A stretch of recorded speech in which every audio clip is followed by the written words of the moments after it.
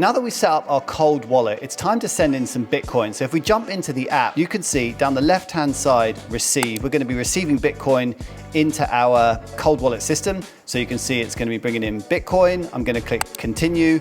It's then going to ask me to connect and unlock my device. So I'm just going to plug in my device into my computer. It's going to come on and tell me to put in my PIN. This happens every time I plug it in or ask to do something. So I'm just going to put in my PIN code now. Now it's asking me to open the Bitcoin app on my device. So I just find the Bitcoin app there. It's the only one on my device because we only use Bitcoin, and I double click to confirm it. And as you can see, it's loading. What it's going to do now is produce a Bitcoin public key. Anyone sending Bitcoin to that address, it's going to appear in my cold wallet. Now, if I look on the screen of my hardware device, my Ledger Nano, the first letters and numbers are 3C and it ends in ZG.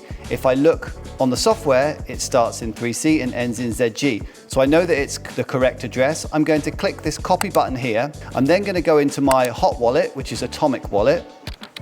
I'm going to log in with my password and I'm going to go into the Bitcoin section and I'm going to click send. Okay, and then I'm going to paste.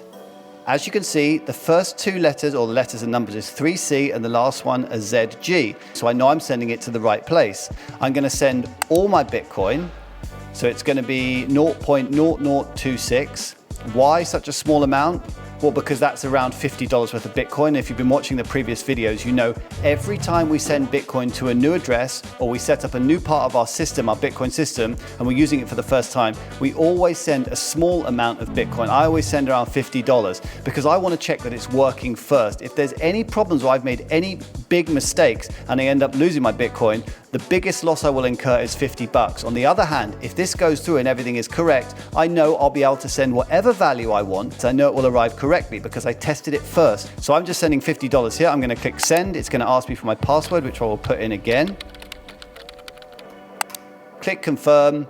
And it says success. So my Bitcoin is now hurtling along somewhere in the blockchain. Computers are going to confirm my transaction at some point. It's then going to appear back into my hard wallet. So I'm going to basically now sit back, have a cup of tea, and come back in 5 or 10 minutes and check the status of my Bitcoin. A few moments later. As you can see, our Bitcoin has arrived safe and sound in our cold wallet. And now that we've successfully sent in around $50, we can take all of the Bitcoin we plan to put into cold storage and send it in to our cold wallet system using exactly the same process. Up until now, you've learned how to set up and configure a cold wallet from scratch. You know how to send Bitcoin into your cold wallet. The only thing we need to learn how to do is send Bitcoin out of your cold wallet back into the market. You could send it to a hot wallet where you can transact with it, or even send it to an exchange if you wanted to convert some of it back into fiat money to cash out. And that's exactly what we're going to be learning how to do in the next video.